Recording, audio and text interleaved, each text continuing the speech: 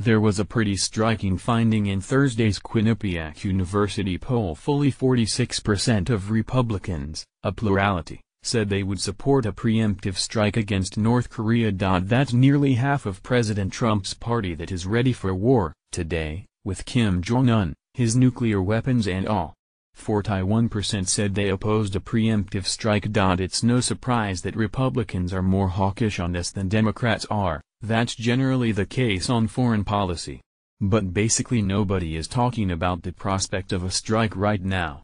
Even when Trump talks about it, he's responding to North Korea threatening the United States or its allies. Yet it also seems possible that Trump's ramped-up rhetoric on this could be having an effect on his base. Trump in August promised fire and fury if North Korea ran afoul of him.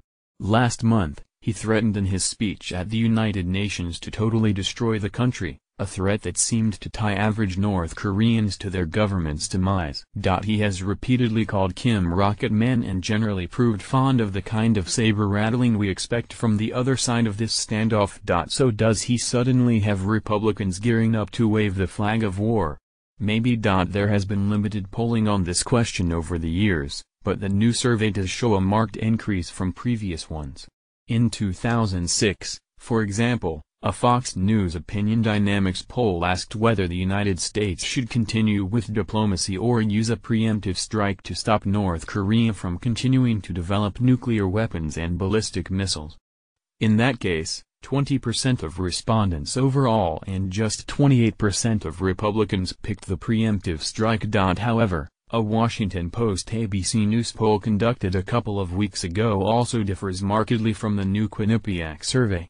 The late September Post-ABC poll asked whether the United States should launch a military strike only if North Korea attacks the U.S. or its allies first or before it can attack the U.S. or its allies.